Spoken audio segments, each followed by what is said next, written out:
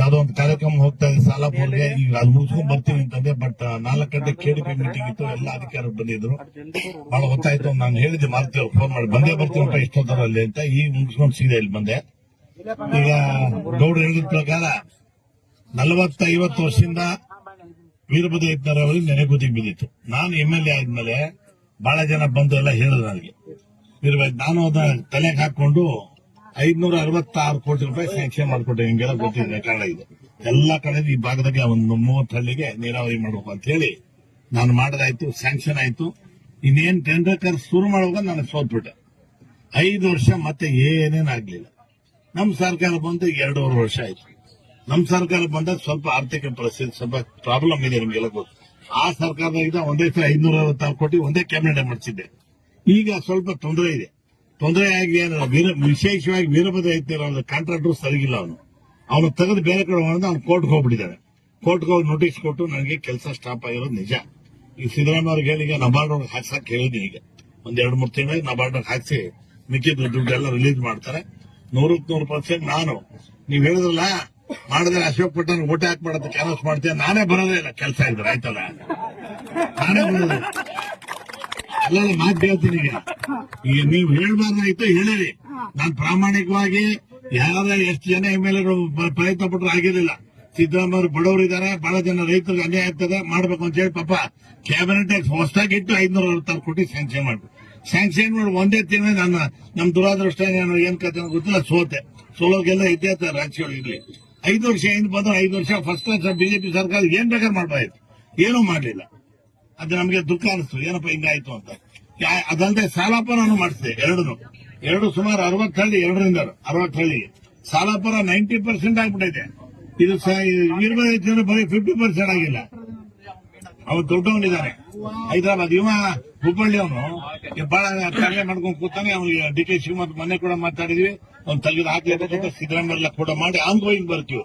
ಹೊಸ ವರ್ಕ್ ಅಲ್ಲ ಇವೆಲ್ಲ, ಮಧ್ಯ ನಡ್ಕೊಂಬಂದು ಇದು ವರ್ಕಿಗೆ ದುಡ್ಡು ಏನ್ ತೊಂದರೆ ಇದೆ, ನಬಾರ್ಡ್ ಹಾಕಿಬಿಡ್ತೇನೆ ಅಂತ 1-2-3 ತಿಂಗಳು ಕೆಲಸ ಅದು ಆಗುತ್ತೆ. 8 ತಿಂಗಳು 100% ನೀರು ಬೀಳ್ತದೆ. ಆ ನೀರು ಅದು ಕೆಲಸ ಆಮೇಲೆ ಇದು ಕಾಲುವೆ ಇದೆಲ್ಲ ಕೆಳಗಿಳಿ ಬಿದ್ದಾವಲ್ಲ, ಆಮೇಲೆ ಕ್ಲೀನ್ ಮಾಡಿಸಿ ಆಮೇಲೆ ನೀರು ಕೊಟ್ರೆ ಸರಿ ಆಗ್ತದೆ. ಈಗಲೇ ಕಟ್ಟಿಂಗ್ ಮಾಡಿದ್ರೆ ಪ್ರಯತ್ನ ಆಗಲ್ಲ, ಯಾಕೆ ಮತ್ತೆ ಬರ್ತದೆ. ಆದ್ರಿಂದ ನೀವು ಪ್ರಾಮಾಣಿಕವಾಗಿ ನಾನಂತೂ ಕೆಲಸ ಮಾಡ್ತೀನಿ. ಓಟ್ ಹಾಕೋದು ಗೌಡ್ರಲ್ಲಿ ಓಟ್ ಹಾಕೋದು ಬಿಡೋದು ನಿಮಗ್ ಬಿಟ್ಟಿದ್ದು. ನನ್ನ ಕರ್ತವ್ಯನು ನಿಮ್ಗೆ ನೀರು ಕೊಡೋದು, ನಾನು ನೀರು ಕೊಡ್ತೀನಿ ಗ್ಯಾರಂಟಿ ಅಂತ ಈ ಪ್ರಮಾಣ ಮಾಡಿ. ಆಮೇಲೆ ಮುಗಿಸ್ತಾ ಇದ್ದೆ, ಎಲ್ಲರಿಗೂ ಗೊತ್ತಿದೆ ಅದು. ಗೊತ್ತಿದೆ ಗೌಡ್ರೆ, ಅಲ್ಲ ಮಾರ್ದಿ ಅದಕ್ಕೆ ಹೇಳಿದ್ರೆ ಕೇಳಿದ್ರೆ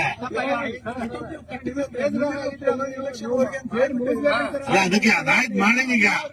ನೋಡಪ್ಪ ಗೌಡ್ರು ಹೇಳ್ದಂಗೆ ಮುಂದಿನ ಎಲೆಕ್ಷನ್ ಈ ಪೀರಿಯಡ್ ನಾನು ಹೇಳೋದ್ ಕೇಳಿದ್ರೆ ಈ ಪೀರಿಯಡ್ ಅಂತಲ್ಲ, ಇನ್ನ 2.5 ವರ್ಷ ಇದೆ. ಇನ್ನೂ 1 ವರ್ಷ ಇರಂಗೇನೆ 1.5 ವರ್ಷಕ್ಕೆ ಕಂಪ್ಲೀಟ್ ನಾನು ಮಾಡ್ಕೊಡ್ತೀನಿ ಅಂತ ಮಾಡ್ಕೊಡ್ತೀನಿ.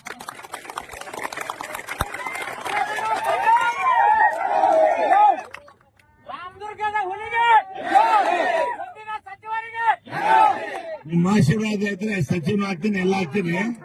ನಾನಂತೂ ಪ್ರಾಮಾಣಿಕವಾಗಿ ವೀರಭದ್ರ ಯತ್ನಾಳ್ ಮಾತ್ರ ನಾನು ಮೊನ್ನೆ ಹೋದ್ವಾರ ಗೌಡ್ರೆ ನಾನು PA ಹೇಳಿದೆ, ನೋಡಪ್ಪ ಕಂಟಿನ್ಯೂ ಮಾಡ್ಲೇಬೇಕು, ಅದು ಒಂದು ದೊಡ್ಡ ಕೆಲಸ ಐತೆ ಅಂತ ಹೇಳಿ ಎಲ್ಲೆಲ್ಲಿ ಹಳೆ ಪೇಪರ್ಸ್ ಅಂತ ತರಿಸಿದೆ. ಎಲ್ಲಿ ನಿಂತೈತಿ ಏನ್ ಕತೆ, ಹೋಗೋಣ ಬನ್ನಿ ಆಫೀಸ್ಗೆ ಅಂತ ಹೋಗಿ ಬಂದೆ ಒಂದೇ. ಯಾಕಂದ್ರೆ ಅಕ್ವಿಷನ್ ಆಗಿತ್ತು, ರೊಕ್ಕ ಕೊಟ್ಟಿಲ್ಲ ಅವ್ರಿಗೆ ಯಾರಿಗೂ. ಅದಕ್ಕೆ ಇವತ್ತು KDP ಮೀಟಿಂಗ್ ಹೇಳಿನಿ, ಯಾವ್ಯಾವ ರೊಕ್ಕ ಕೊಡ್ಬೇಕು, ಎಷ್ಟು ಕೊಡ್ಬೇಕು, ಎಲ್ಲ ರೈತರ ಹೆಸರು ಎಷ್ಟು ಕೊಡ್ಬೇಕು ಅದೆಲ್ಲ. ಆಮೇಲೆ ಎಷ್ಟೋ ಜನಕ್ಕೆ ನೀವು ನೋಟಿಸ್ ಕೊಟ್ಟಿಲ್ಲ, ಖಾಲಿ ಮಾಡ್ಬಿಡೋರೆ. ಇದೆಲ್ಲ ಲೀಸ್ಟ್ ಮಾಡಿ ಅವ್ರಿಗೆ ರೊಕ್ಕ ಕೊಟ್ಟು ಮೊದಲು ನಂದೇ ಜಮೀನಿಂದ ಬಿಡ್ತಾ ಇರ್ಲಿಲ್ಲ. ಪಾಪ ಅವ್ರೇನೋ ಬಡವರು ಏನೋ ಒಳ್ಳೇದಾಗ ಮಾಡ್ತಾರೆ ಅಂತ ಬಿಟ್ಟಾರೆ. ಅದೆಲ್ಲ ಲೀಸ್ಟ್ ಮಾಡಿಸಿ ಮೊದಲ ರೊಕ್ಕ ಕೊಡ್ತೀನಿ, ಆಮೇಲೆ ಖಾಲಿ ಮಾಡ್ತೀನಿ ಅಂತ ಹೇಳಿನಿ. ಪ್ರಾಮಾಣಿಕವಾಗಿ ನಿಮ್ ಪರವಾಗಿ ನಿಂತ್ಕೊಂತೀನಿ, ದಯವಿಟ್ಟು ಏನ್ ತಪ್ಪು ತಿಳ್ಕೊಬೇಡಿ. ಈಗ ರಾಮದುರ್ಗ ತಾಲೂಕಿನ ಬರೀ ವೀರಭದ್ರ ಯತ್ನಾಳ್ ಒಂದೇ ಅಲ್ಲ. ಈಗ ನೀವು RT ಆಫೀಸ್ಗೆ ಲೈಸೆನ್ಸ್ ಬೇಕಾದ್ರೆ ಬೈಲಹೊಂಗಲಕ್ಕೆ ಹೋಗ್ತಾ ಇದ್ರಿ, ಮಾಡಿಸ್ತೆ. TC ಬೇಕು ಅಂತಂದ್ರೆ ಬೈಲಹೊಂಗಲಕ್ಕೆ ಹೋಗ್ತಾರೆ, ರಾಮದುರ್ಗಕ್ಕೆ TC ಮಾಡಿಸ್ತೆ. DYSP DYSP ಸೌದೆ ಹೋಗ್ಬಾಯ್ತು, DYSP ಆಫೀಸ್ ಇಲ್ಲಿ ಮಾಡಿಸ್ತೆ, RT ಆಫೀಸ್ ಮಾಡಿಸ್ತೆ, ಎಲ್ಲ ಮಾಡ್ತೀನಿ. ವೀರಭದ್ರ ಯತ್ನಾಳ್ ಸರಿ, ಇವೇನಂತ ಕೇಳಲ್ಲ ಮಾಡಿಸ್ಬಿಡ್ತಾರೆ. ಹುಲಿಯ ಶಿಕ್ಷೆ ಚಿಕ್ಕ ಹುಲಿಯ ನಾನು.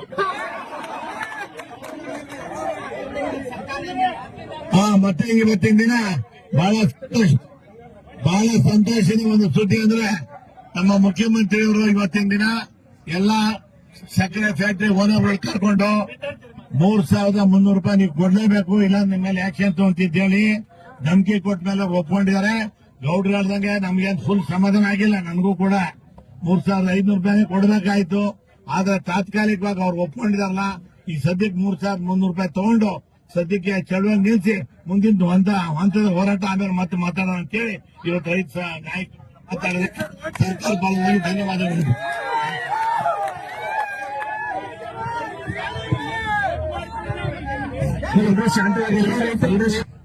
ನಮ್ಗೆಲ್ಲರಿಗೂ ನೆನ್ಪಿರ್ತಾರ, ಅದು ಅಧಿಕಾರ ಮುಗಿದ ಮೇಲೂ ಕೂಡ ನೆನ್ಪಿರ್ತಾರೆ. ಯಾಕಂದ್ರೆ ಒಂದ್ ತಾಯಿ ಕೆಲಸ ಮಾಡಿದ್ರೆ ಅದು ಕೆಲಸ ಇರುವವರೆಗೂ ಕೂಡ ಶಾಸನದಾಗ ಉಳಿತದ. ಅವರು ಈ ಸಲ ಸಚಿವರಾಗ್ತಾರ ಆದ್ಮೇಲೆ ನಾನು ಯಾವುದೇ ಪಕ್ಷಕ್ಕೆ ಸಂಬಂಧಪಟ್ಟಿರ್ತಕ್ಕಂಥ ನನ್ನ ವೃತ್ತಿನೇ ಬೇರೆ, ಪ್ರವೃತ್ತಿಯಿಂದ ಮಾತ್ರ ಕೃಷಿಕ, ನನ್ನ ವೃತ್ತಿನ ಬೇರೆ ಅದನ್ನು. ಆದ್ರೆ ಎಲ್ಲ ಪರವಾಗಿ ಹೇಳ್ತೀನಿ, ಅವರು ಸಚಿವರಾಗ್ತಾರ. ಆ ಸಚಿವ ಸ್ಥಾನ ಪಡೆದುಕೊಂಡ್ಮೇಲೆ ಈ ಕಾರ್ಯಕ್ರಮದ ಉದ್ಘಾಟನೆಯನ್ನು ಅವರೇ ಮಾಡ್ತಾರೆ. ವೀರಭದ್ರೇಶ್ವರ ನೀರಾವರಿ ಪೂರ್ಣಗೊಂಡು ಅವರ ಅಧಿಕಾರಾವಧಿಯಲ್ಲಿ ಇದ್ದಾಗಲೇ ಅವರು ಈ ಯೋಜನೆಗೆ ಉದ್ಘಾಟನೆಯನ್ನು ಅವರೇ ಮಾಡ್ತಾರೆ. ಅವಾಗ ಇಷ್ಟೆಲ್ಲ ರೈತರು ಕೂಡ ಒಂದು ಸನ್ಮಾನ ಕಾರ್ಯಕ್ರಮ ಮಾಡ್ಕೊಂಡು ಆಮೇಲೆ ಅವರ ಯಾವುದೇ ಸಕ್ಕರೆ ಫ್ಯಾಕ್ಟರಿಯ ಮಾಲಕರಲ್ಲ, ನಾನು ಯಾವುದೇ ರೀತಿಯಾದಂತಹ ನಾನು ಹೇಳಿದ್ನಲ್ಲ ರೈತ ಅಲ್ಲ ಅಂತೇಳಿ, ಪ್ರವೃತ್ತಿಯಿಂದ ಮಾತ್ರ ರೈತ ಅಂತೇಳಿ. ನಂದೊಂದು ಪ್ರಶ್ನೆ ಅದ ಸಾಹೇಬರಿಗೆ, ರಾಜಕೀಯ ಮುಖಂಡರಿಗೆ, ರಾಜಕೀಯ ಸಂಬಂಧಿಕರಿಗೆ ಒಳಪಟ್ಟಿದ್ದಾವೆ. ಆಮೇಲೆ ಬಹಳಷ್ಟು ರೀತಿಯಾಗಿರ್ತಕ್ಕಂಥ ಸಹಕಾರಿ ಸಕ್ಕರೆ ಕಾರ್ಖಾನೆಗಳನ್ನ ರೈತರೇ ಶೇರ್ ಮಾಡಿ ರೈತರೇ ಹುಟ್ಟಾಕಿರ್ತಕ್ಕಂಥವುಗಳನ್ನ ರಾಜಕೀಯ ವ್ಯಕ್ತಿಗಳ ಕೈಗೆ ಹಿತಾಸಕ್ತಿ ಸಿಗ್ತಾ ಇದಾವೆ ಅಥವಾ ರಾಜಕೀಯ ಸಿಗ್ತಾ ಇದಾವೆ. ಆಮೇಲೆ ಇನ್ನೂ ಒಂದು ಯಾವುದೇ ರೀತಿಯಂತ ಸಹಕಾರಿ ಸಕ್ಕರೆ ಕಾರ್ಖಾನೆಗಳು ಒಂದಕ್ಕಿಂತ ಹೆಚ್ಚಿಲ್ಲ, ಅದೇ ಹೆಸರಿನು ಅಥವಾ ಅದೇ ರೈತರು ಒಂದಕ್ಕಿಂತ ಹೆಚ್ಚಿಲ್ಲ. ಆದ್ರೆ ಯಾವುದೇ ರೀತಿಯಾಗಿರ್ತಕ್ಕಂಥ ಒಬ್ಬ ರಾಜಕಾರಣಿ, ಯಾವುದೇ ಪಕ್ಷದಲ್ಲಿರ್ಲಿ, ಆ ಪಕ್ಷದಲ್ಲಿರ್ತಕ್ಕಂಥ ರಾಜಕಾರಣಿ ಒಂದಕ್ಕಿಂತ ಹೆಚ್ಚು ಪ್ರಮಾಣದೊಳಗ ಸಕ್ಕರೆ ಕಾರ್ಖಾನೆಗಳನ್ನ ಕೇವಲ 5 ವರ್ಷದೊಳಗ ಒಂದೊಂದು ರೀತಿಯಾಗಿ ಅಂದ್ರೆ 300 ಕೋಟಿ ರೂಪಾಯಿಗಿಂತ ಹೆಚ್ಚು ಪ್ರಮಾಣದಲ್ಲಿ ಇನ್ವೆಸ್ಟ್ಮೆಂಟ್ ಮಾಡುವಷ್ಟು ಬೆಳೀತಾರೆ ಅಂತಕ್ಕಂಥದ್ದು. ಅದು ಹೆಂಗ್ ಸಾಧ್ಯ? ಅವ್ರೇನು ಮ್ಯಾನೇಜ್ಮೆಂಟ್ ಸಂಬಂಧಪಟ್ಟಂಗೆ ಏನ್ ಮೆಕ್ಯಾನಿಕಲ್ ಇಂಜಿನಿಯರಿಂಗ್ ಮಾಡಿರ್ತಾರೋ ಅಥವಾ ಏನ್ ಫೈನಾನ್ಸಿಯಲ್ ಒಳಗೆ ಯಾವ್ದಾದ್ರು ಒಂದು ಕೋರ್ಸ್ ಮುಗಿಸಿರ್ತಾರೋ ಅಥವಾ ಇನ್ಯಾವುದೇ ರೀತಿಯೊಳಗೆ ಅವ್ರ ಟ್ಯಾಲೆಂಟ್ ಇರ್ತಾರೋ? ಇಲ್ಲವೇ ಇಲ್ಲ. ಕೇವಲ ಸಕ್ಕರೆ ಉದ್ಯಮಕ್ಕೆ ಮಾತ್ರ ಅವ್ರು ಸೀಮಿತವಾಗಿದ್ದಾರೆ. ಯಾಕಂದ್ರೆ ಅವ್ರ ಜ್ಞಾನ ಸಕ್ಕರೆ ಉದ್ಯಮಕ್ಕೆ ಮಾತ್ರ ಸೀಮಿತವಾಗಿದೆಯೋ ನನ್ನ ಪ್ರಶ್ನೆ ಇದು.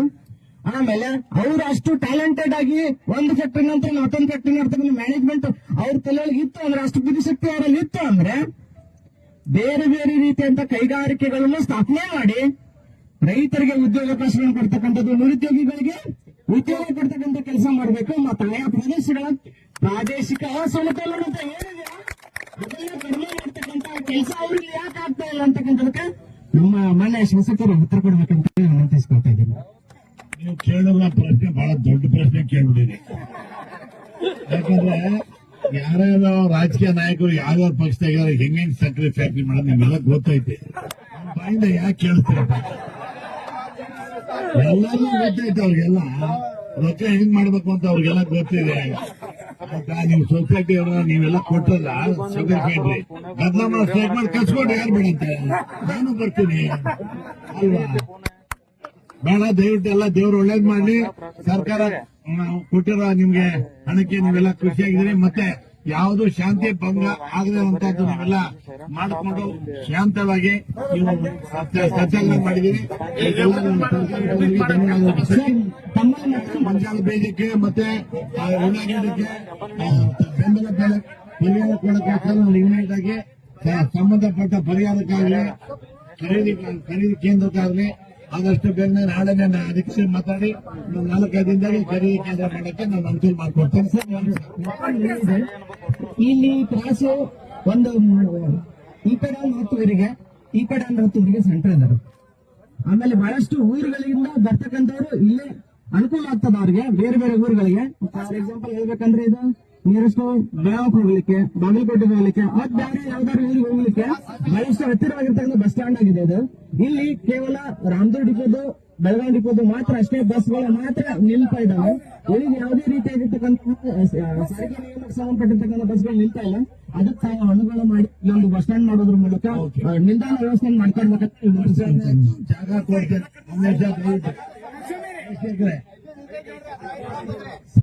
ಬಸ್ ಸ್ಟ್ಯಾಂಡ್ ಅಂದ್ರೆ ಅಂತ ಬರೋ ಬಸ್ ನಿಲ್ದಾಣ ಜನ ಕೂತ್ಕೊಳಕ್ ಕೇಳ್ತಾರಲ್ಲ, ಜನ ಕೂತ್ಕೊಳಕ್ ಕೇಳಿದ್ರೆ ಮುಂದಿನ ಬರ್ರಿ ಅದು ಬೇಸಿ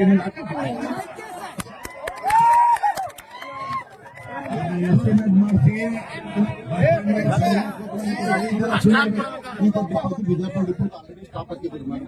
ಇದೇ ನಮ್ಮ ಸ್ವಲ್ಪ ನಿಲ್ಸೋಂಗಲ್ಲಿ ಆಲ್ರೆಡಿ ಬೆಳಗಾವಿ ಜಿಲ್ಲೆಯಲ್ಲಿ ನಿಂತಾವ್ರಿ, ಬಾಗಲಕೋಟೆ ಜಿಲ್ಲೆ ಬಿಜಾಪುರ ಜಿಲ್ಲೆ ನಿಂತುಂಟು. ಯಾವ್ಯಾವ ಜಿಲ್ಲೆದು ನಿಂತ್ಕೊಂಡು ಅಂತ ಬಂದು ಬಾರಪ್ಪ ನೀನು ನಾಳೆ ಬೆಳಿಗ್ಗೆ ಬಾ.